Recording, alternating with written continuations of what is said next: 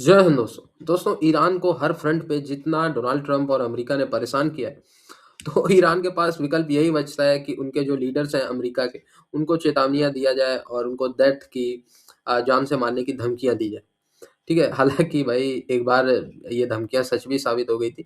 एक बार जब 2024 में चुनाव प्रचार कर रहे थे डोनाल्ड ट्रंप, तो आप लोगों ने देखा होगा कि वहाँ पे गोलियाँ चला दी थी भाई, एक आदमी ने। वो तो कान की बगल से गोली निकल गई, अदरवाइज़ तो डोनाल्ड ट्रंप पता नहीं कोई इस समय वो होते भी या नहीं होते। ख़ैर, तो ईरानियन टीवी चैनल, आधिकारिक टीवी चैनल से अ, ट्रम्प साहब को धमकी आई है और ये फ़ारसी में लिखा हुआ है।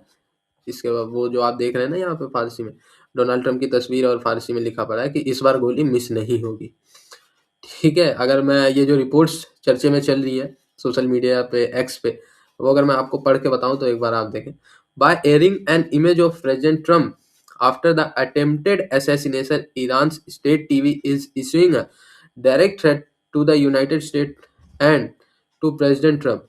This time the bullet won't miss, say the sign in Persian. वही पर्शियन जो कि आ, ईरान की आधिकारिक लैंग्वेज है, उसमें जो है डोनाल्ड ट्रंप को सीधी सीधी धमकी। अब डोनाल्ड ट्रंप को क्यों दिया जा रहा है धमकी, ये भी समझना जरूरी है। अभी आपको शायद पता हो या ना पता हो, मैं बता देता हूँ। डोनाल्ड ट्रंप ने जो ईरान में इस समय भयंकर प्रदर्शन चल रहे हैं खामनेई के खिलाफ, और एंटी स्टेट प्रदर्शन आप कह सकते, जलाओ घेराव सरकारी दफ्तर, और खामनेई को देखते ही कुछ लोग हैं जो मारना चाहते हैं।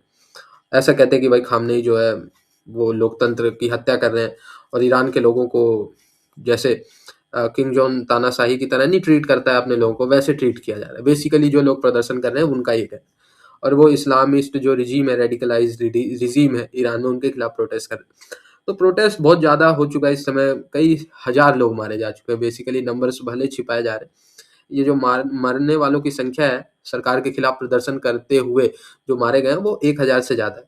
सरकार के लिए लड़ रहे पुलिसकर्मी और सिक्योरिटी एजेंसी के लोग भी मारे गए। सो बेसिकली इसमें ट्रंप ने ये बात कह दी थी कि जो प्रदर्शनकारी है वो प्रदर्शन करते रहें, उनके लिए सहायता आने वाली है। इट मीन्स कि अमेरिका डायरेक्ट इन्वॉल्व होने वाला है ईरान में खामनेई को, और ईरान में जो सरकार है उसको एलिमिनेट करने के लिए। बेसिकली ये जब डोनाल्ड ट्रंप का बयान है, इसके बाद से ईरान के टीवी चैनल्स पे ऐसे शो चल रहे हैं कि जो डोनाल्ड ट्रंप बच गए थे ना लास्ट बार, इस बार नहीं बचेंगे। इस बार उनको जो है हम निपटा देंगे। ये बेसिकली कह रहे हैं कि ये क्या नाम है, ईरान के जो टीवी चैनल्स पे शो बन रहे हैं। अच्छा, ये ईरान का सरकारी टीवी IRINN, इसने ये रिपोर्ट बताया कि 2024 में डोनाल्ड ट्रंप का हत्या का प्रयास जो हुआ था, वो समहाउ उसमें ईरान इन्वॉल्व था। बटलर पेंसिल्वेनिया रैली में जब डोनाल्ड ट्रंप खड़े थे, तो वहाँ पे जो गोली का निशाना चूका था, वो जानबूझ के चूका नहीं था, वो जानबूझ के एक वार्निंग की तरह दी गया था कि इस बार आप बच गए, अगली बार आपको नहीं छोड़ेंगे। ये बेसिकली जो है वो बताया है कि हमने जानबूझ के आपको छोड़ दिया था।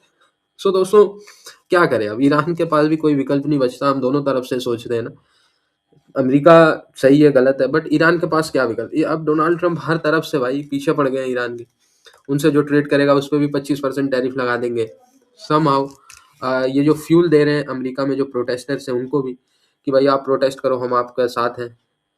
ठीक है, पैसे भी क्या पता अमेरिका इनको प्रोवाइड करा रहा हो, और क्या पता जो अमेरिका अभी बोल रहा है, वो प्रदर्शन जो हो रहा है वो बेसिकली अमेरिका ही करवा रहा हो, CIA ही करवा रहा हो। तो ये भी पॉसिबिलिटीज हो सकती हैं, क्योंकि CIA का नेटवर्क इतना मजबूत होता है।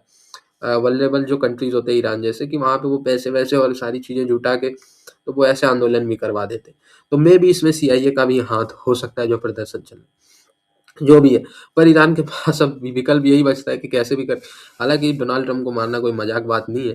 ठीक है, अमेरिका या किसी भी देश के जो दुनिया के टॉप 20-30 देश हैं, उनके देश के लीडर्स को छूना भी आज की डेट में मजाक बात नहीं है, बहुत मुश्किल है। ये बस सोच तक ही हो सकता है। ठीक है, बट अब ईरान के पास विकल्प ही यही बचा है कि धमकियां दे कि जान से मार देंगे, अगली बार बुलेट मिस नहीं होगी।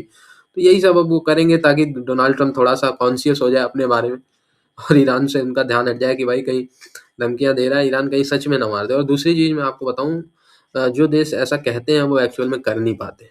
जो साइलेंट होते हैं ना, जैसे चाइना हो गया, भारत हो गया, रसिया हो गया, इनकी जो अमेरिका खुद हो गया, इनकी जो सिक्योरिटी एजेंसीज है ये बोलती नहीं है। फिर मैदान में आ जाओ तो फिर सीधा धुआं-धुआं। चाहे सिक्योरिटी एजेंसीज़ हो, चाहे ये खुफिया एजेंसी हो, ये सारे लोग सीधा एक्शन लेते हैं। ईरान का थोड़ा-सा कमज़ोर है मैं कहूँगा, ठीक है? ये उस लेवल पे मैनेज नहीं कर पाते। अब भारत का इससे क्या है कि भारत जयशंकर साहब को भी फ़ोन किया मैंने देखा, अब्बासी साहब, जो कि ईरान के शायद विदेश मंत्री, हाँ, उन्होंने फ़ोन किया और वो क्योंकि डोनाल्ड ट्रंप ने कहा था ना कि जो ईरान से ट्रेड करेगा तो 25% टैरिफ लग जाएगा। तो उन्होंने इस रिगार्डिंग में भारत को फ़ोन किया कि भाई आप थोड़ा ईरान का भी ध्यान रखें, आप बड़े देश हैं। आप अगर ट्रेड बंद कर देंगे तो फिर छोटे देश क्या करेंगे? वो तो वैसे भी डोनाल्ड ट्रंप से डरे हुए हैं। तो भाई आप एटलीस्ट हमने आपको चाबार पोर्ट पे एक्सेस दी, हम आपको सस्ता तेल दे रहे हैं, आप चाहे जब खरीदें हमसे, और भी चीज़ें हम आपको मुहैया करवा रहे हैं। तो टैरिफ के वजह से अमेरिका क्योंकि 25% और टैरिफ लगा देगा, तो इस वजह से आप हमसे ट्रेड जो है ना रोकिएगा या कम ना कीजिएगा, और हम आपके खिदमत में हाजिर है, बेसिकली यही कहा होगा ईरान ने। और दूसरी जो भारत की कंसर्न थे कि भारत के जो लोग हैं ईरान, वो भारत ने एडवाइजरी जारी की थी ना अभी कल, या हाँ कल ही जारी की थी कि कल शाम को शायद, कि जितने भी लोग ईरान में हैं वो ईरान छोड़ दें। तो बेसिकली वो भी बताया कि नहीं भाई, भारत के लोग जो ईरान में हैं वो ईरान की सरकार उनकी जिम्मेदारी ले रही है, और वो जो है सेफ्टी उनकी इंश्योर की जाएगी, वो सुरक्षित रहेंगे। ये बेसिकली अब्बासी साहब, ईरान के जो एफएम है, उन्होंने फॉरेन मिनिस्टर, उन्होंने जयशंकर साहब को ब्रीफ दिया। हालांकि भारत, मैं देख रहा हूँ, प्लान कर रहा है कि अपने भारतीय स्टूडेंट्स और वहाँ पे जो नागरिक हैं उनको वहाँ से सेफली इवैक्यूएट करने के लिए कुछ प्लान कर रहा है। अभी सूरत हाल शायद अच्छी हो जाए, वहाँ से भारतीयों को खुद सेफ्टी के साथ ईरान बचा के भारत भेज दे। और अगर ईरान ने भारत को भरोसा दिलाया तो भारत शायद वेट करेगा अभी कुछ घंटे। अगर भारत के लोगों को वहाँ पे मदद मिल रही है तो वो भारत के जो एम्बेसडर होंगे ईरान में या रिप्रेजेंटेटिव होंगे ईरान में, वो फिर भारत को यहाँ पे दिल्ली हेडक्वार्टर में जानकारी दे देंगे कि यहाँ पे भारतीय सेफ है, देन कोई दिक्कत वाली बात। सो मिला जुला के डोनाल्ड ट्रंप को मारने की जो ईरान की टीवी पे धमकी दी गई, ईरान के नेशनल टीवी चैनल्स, ये इस समय पूरी दुनिया में बहस का मुद्दा बना हुआ है कि आपने ईरान को इतना मजबूर कर दिया है कि अब उनके पास विकल्प ही यही बचा है कि मारने की धमकियां दें। ठीक है, आपने ईरान को किसी लायक छोड़ा नहीं है। हालांकि ईरान इसमें कोई पोला देश नहीं है, कोई भोला देश नहीं है ईरान। ईरान ने भी हुतीज और क्या क्या, तो फिर अच्छी एक्टिविटी में ईरान भी इन्वॉल्व नहीं है।